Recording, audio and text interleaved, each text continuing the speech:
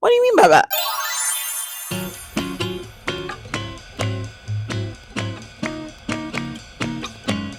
Hello, hello, hello. Good morning, good afternoon, good evening. Hello, and welcome back to my YouTube channel. If you're new here, my name is Nikki, and if you're not new here, welcome back. Okay, so in today's video, we are filming a Q&A video. I would highly urge that you watch part 1 to this video, which I am linking down below. It's a great video. I think the girls were liking it. I liked it. I haven't edited it yet at this point, but I'm assuming that it's a good video. You guys asked really good questions, and I really enjoyed filming that part of the video. So, you guys asked me so many questions, and I appreciate you so much for that. Thank you so much for interacting with my page, and I really been enjoying connecting with you guys, not only on YouTube but also on my other platforms. So thank you so much for the increased engagement. I noticed it, and I thank you guys so much for putting in the effort. You don't understand how much it means to me. I ask questions and I categorize them into 5 categories. So I've already done fun questions, questions about me moving to Canada. Then now we're going to do content questions, and then we have miscellaneous questions, questions about spirituality, and then just like love from you guys and compliments that I would love to get to. Okay, so let's start off with questions about content.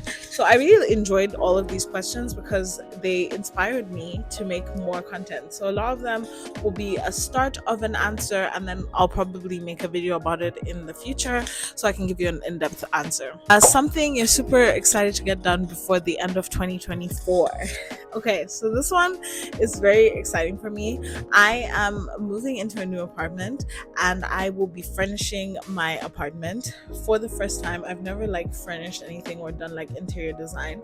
I like, I do a little bit of decor like here and there. Like, I don't know if you guys have seen my room. I haven't done a room tour or any of that stuff, so you don't even see what you were working with. But I'm gonna start a series when I move of like stuff that I get in my apartment, and new furniture and like home stuff that I'm excited to get. I've been on the lookout for lots of stuff to use in my new apartment, so I'm really excited for that, and I'm excited to bring you guys along with me for that part. So definitely stay tuned. If you're not already subscribed, what are you doing? Literally subscribe right now, like this video right now, because I know you're gonna like it. We're 3 minutes in, and I know you're gonna like it. Like, you might as well just stick around, right?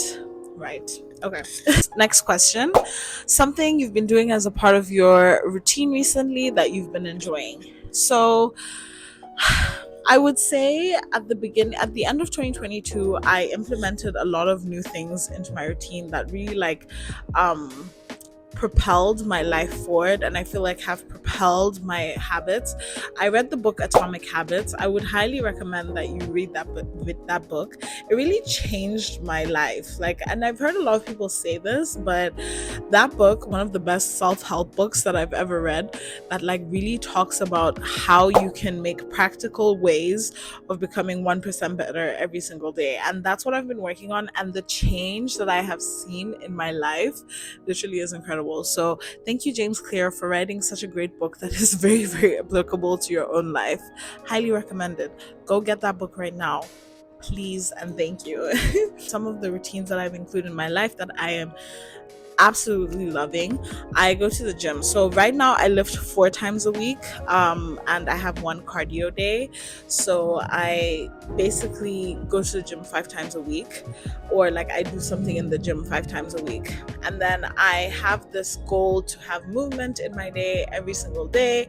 So on days when I'm not lifting, I'm doing Pilates or yoga or just stretching in general. I try to stretch every single day, but sometimes I don't. So I try to stretch when I can. I try to do some form of movement every single day.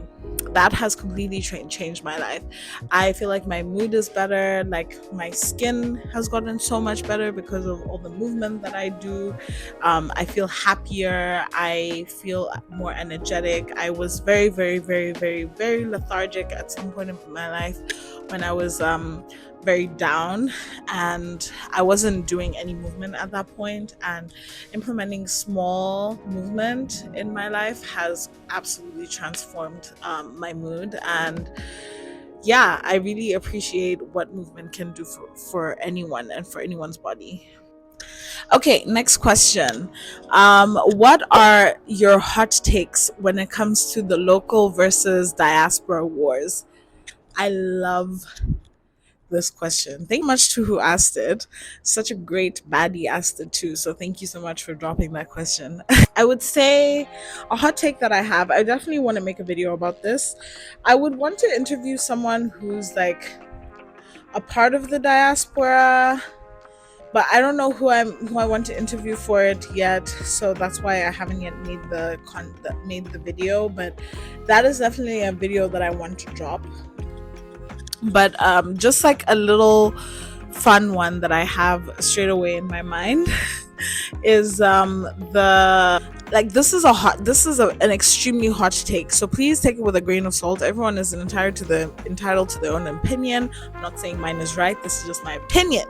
Let me just preface by saying that, because I do not want to get attacked or dragged for something. Okay, now what I really strongly do understand why some like Americans, or like African Americans, Black Americans, don't really identify with the term African American, or like don't really identify with like African culture or whatever. Because personally, some things that Black Americans experience, I have no familiarity with at all. Like, so my parents or my ancestors weren't enslaved, so I don't have that level of understanding, as like I don't have to break that generational trauma to do with slavery. Like, I don't have that in my lineage, so I don't relate to that.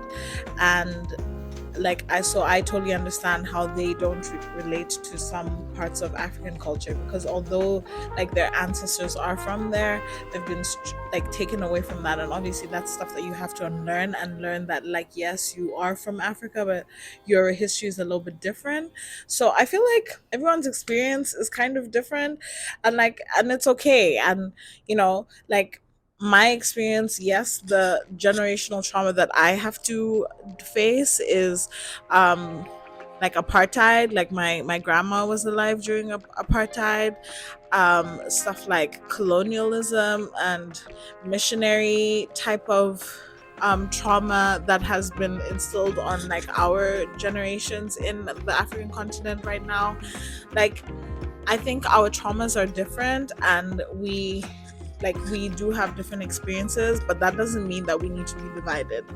And I think a lot of these differences are what make people feel divided, when in reality it's all the same system. So although my experience may not be the exact same to another Black American's experience, we are both Black, we're both from Africa, we both are under the system of oppression, we're at the same spot. Maybe no, I think we're generally at the same spot, because like white people are not going to think that, oh, this is a Black person from Africa, this is a Black person from like Haiti, or a Black person from like Atlanta, like they're going to, this one is better than this. It would just be like, these are both two Black people who are disrupting our white supreme environment. Like, I think it just comes down to that. So that's my hot take. Obviously not everyone's gonna agree with me, and I am totally okay with that, surprisingly. Okay, so the next question is, do you have fashion and skincare tips? Okay, so little secret, when I first started making content in like 2018, I want to say, or 2019, I was very interested in like makeup and beauty, so I'm guessing this person has been following me until since then, and wants to know like if I would get back into that. Honestly, I would say I don't mind sharing stuff with you about that. Like, I'm actually just starting a new skincare regimen very soon. I already ordered it, so it's on its way. I could definitely like show you guys that. Let me know if you're interested in it. I don't know if that's particularly interesting for me to film or edit. So I'm open to doing that if that's something that you guys want, but I wouldn't say, maybe for my short form content pages I would do that, but for YouTube I definitely feel like my goals on YouTube are a little bit more away from like beauty and stuff like that. I can definitely share fashion tips. I think that's practical, like on short form and long form content, and I enjoy editing stuff like that. Go check out my most recent video on my thrifting vlog that I went to Value Village and did a haul. So if you like that video, please let me know in the comments, and I'll definitely keep making videos like that. Next question is, would you ever do travel content? Give us tips on traveling, etc. I would say yes. I actually have a potential trip planned. Everybody cross their fingers right now and take your evil eye away from it. Like, if you're putting bad eye on it, I rebuke you right now. But me and my friends are trying to plan a trip this summer, so hopefully everything goes well. I can give you guys some tips if you like. I do have a couple of travel vlogs up. I went to Vancouver last year and I dropped that video earlier this month, or was it last month? The days are starting to come together like mush. And I also went to Calgary in February, so check out those vlogs. If you like those vlogs, it would be a similar style. If you have a suggestion of a way that you'd like for me to vlog, please let me know in the comments, and I will definitely try and accommodate that for you. I love this question. Okay, how do you balance working out, going to work, and creating content? Short answer is I don't. But let me be for real. I would say I definitely have routines. So every week on Sundays I plan out my entire week. I have a planner that has every single day, Monday to Sunday, planned out, and I'm just like, okay, so Monday is a gym day. So Monday I'm doing legs, and then I have work, and then I have to edit a video when I get back home from work, and then I have to do my laundry, and then Tuesday is it's usually a yoga or stretch day, and then I have work, and then I have to edit a video or whatever. So like every single day is planned. I like doing this because I'm pretty sure I learned this in the James Clear book. Decision fatigue is definitely a thing. When you have like so many things to choose from to do, it makes it very hard for you to actually do them, because you're like, oh, I have to do all these things today, but I don't want to do them, and I don't know which one to do first, so I'm just not going to do it.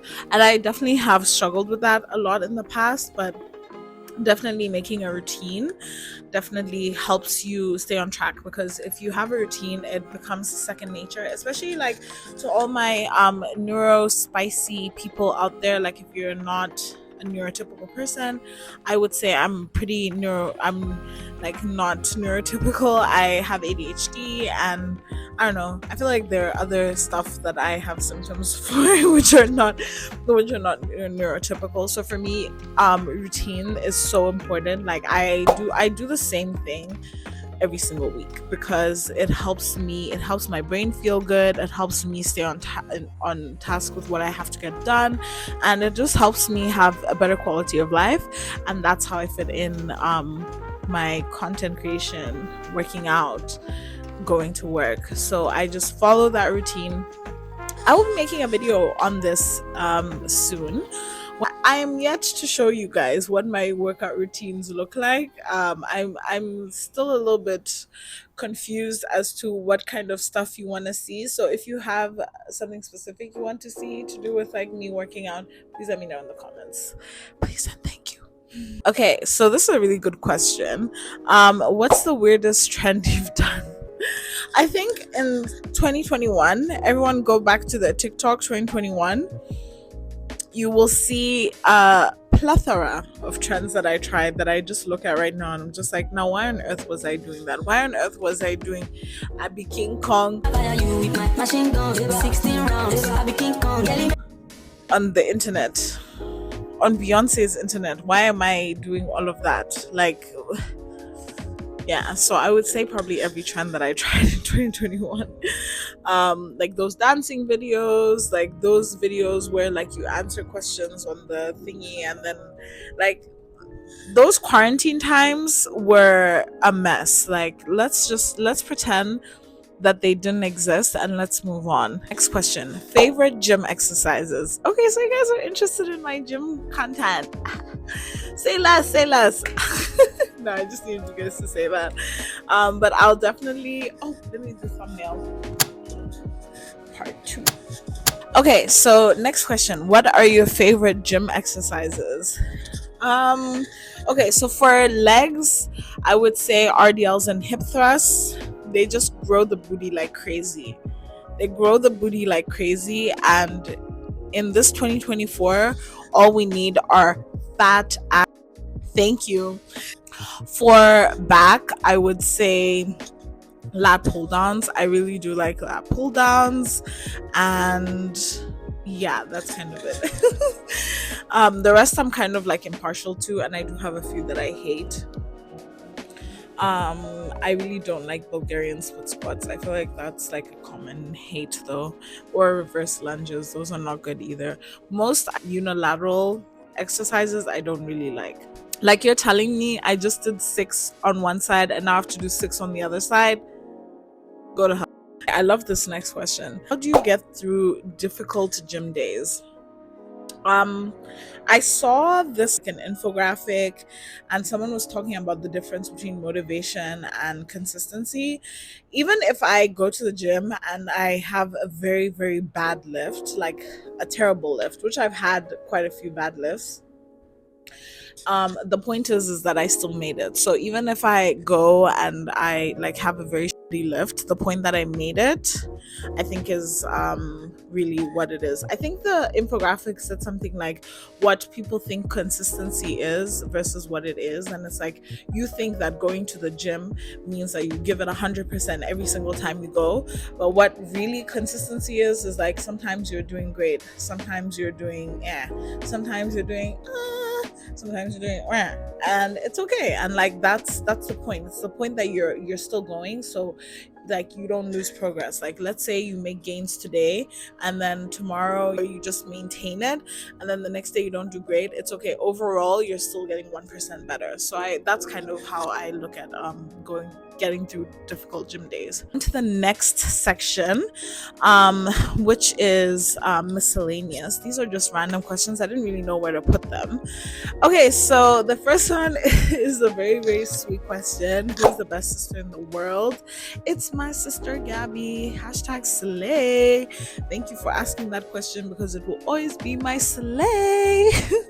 What makeup do you use? Okay, so I guess this kind of connects to the content idea that I was talking about.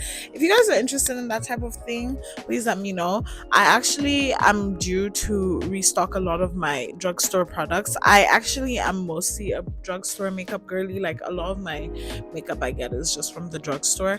I do have like some invested stuff like setting powder, setting spray, and foundation. Oh, and eyeshadow palettes, but everything else is pretty much drugstore. So yeah, let me know if you're interested in that, and comment down below if you want to see something about like the makeup I use, or like me doing a makeup tutorial. Although I'm not like a huge makeup tutorial person, because I wouldn't say that I'm the best makeup artist there is, or like the best teacher at makeup. I just it's an outlet for me, and I love making makeup looks. I love making myself look beautiful because of the way it makes me feel, not too much about like me being a certified makeup artist or me having that type of skill set. Next question is, who's the friend that supports you the most? I am very, very, very, very, very privileged to have been able to live in 4 different countries. So I've lived in Zimbabwe, I've lived in Zambia, I've lived in Tanzania, and I've lived in Canada. And every single country that I go, I meet people who are lifetime friends, who support me through every single thing that there is under the sun, and who are still in my life today supporting me and giving me the support that I need. So I'm very fortunate to say I actually can't say who supports me the most, because all of my friends that I keep around are so supportive. I think like every single person knows who I'm talking about. Like my life in Zimbabwe, I have like family that are so important to me, and they still support me till today. And my family in South Africa, like I love them a lot, and they are there to support me as well. I also have my friends and family in Zambia, like they support me in different ways. I have a really close bestie in Zambia who we are celebrating 10 or 11 years of friendship this year. So we are locked in forever. And then I also have like friends that I made in Tanzania who are literally like on my we text every day type basis type thing. And then I also have my friends in Canada who are constantly supporting me right now, which I am so grateful for. Shout out to you guys. Thank you. Next question is anyone I miss. I miss all the people who I was talking about, like all the people who support me or who are just like a part of my support system that I don't get to see anymore. I want to get to a place in my life where I can see all the people I love at least once a year. God willing. Okay, this is just a stupid question. I'm actually surprised that I kept it on here. Name all your exes. Not gonna happen.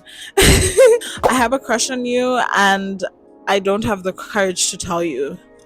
Well, that's pretty sad, isn't it?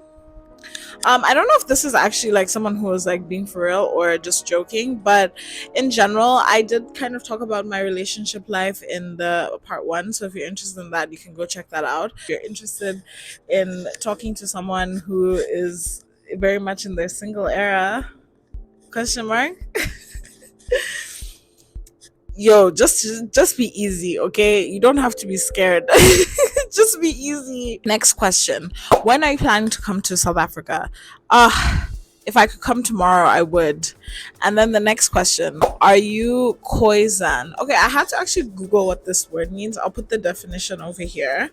And it's basically asking if I'm from Southern Africa or like South Rhodesia, which is what Zambia, Zimbabwe, Botswana, and South Africa were called before colonization. So yeah, I am from there. I'm from the southern region of Africa. My nationality is Zimbabwean. My ethnicity, I would say, is Zimbabwean and South African, kind of.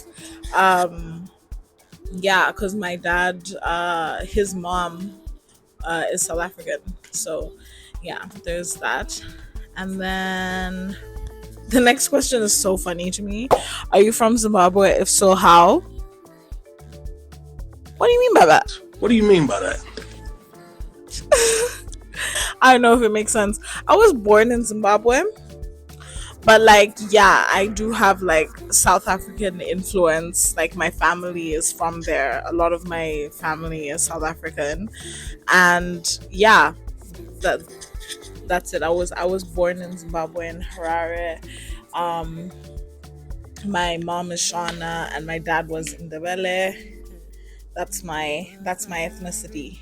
Peace. Next question. I'm actually very excited to answer this question. So these are the spirituality questions. First spirituality question is closest experience to an ego death. I love this question. So if you don't know what an ego death is, I'll put the definition up right here.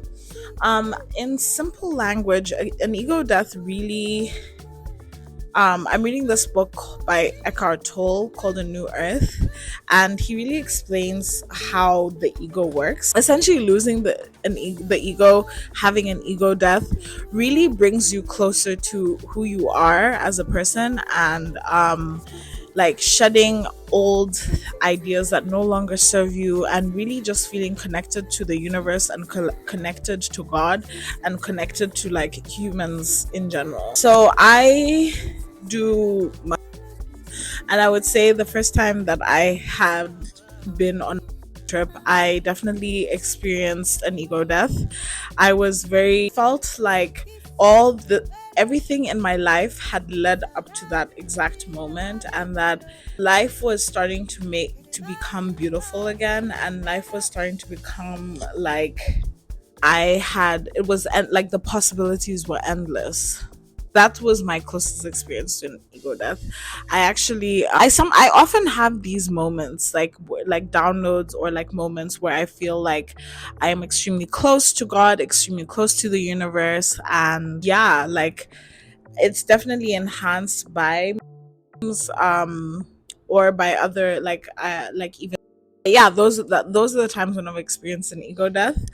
I would say it can be, people often describe it as a scary experience, and I can see how it could be scary, but it's an enlightening experience that really prepares you for growth. And I feel like it really kick-started my spiritual journey. So I am grateful for all those moments. Next question. Are you a Christian? Um, this is a very interesting question. Too long didn't read version is no. But if you're actually interested in like the reasoning and whatever, I would say, yeah, I guess let me answer that question. I would say I was raised Christian. So my parents raised me as a Christian person. I used to go to church. I would go often, and yeah, I believed in God and everything, and Jesus and everything. I was baptized when I was like 10 or 11 years old, and all of that. I would say right now I don't necessarily identify with the label Christian. Right now I would say I'm more like a spiritual person or a slash agnostic.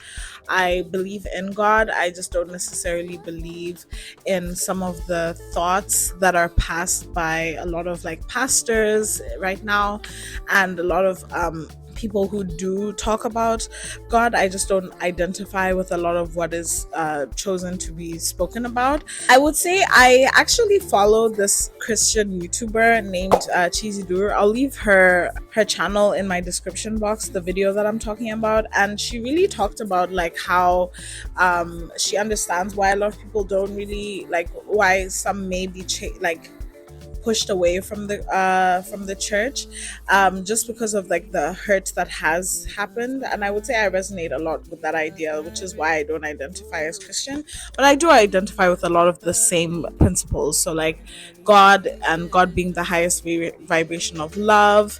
I just use different terminology. So I use God, universe, source. I really think they're all the same thing, like God, universe, source, Allah. Like I feel like it's all really, we're talking about the same thing. It's just like different language, and different regions of the world have experienced it differently.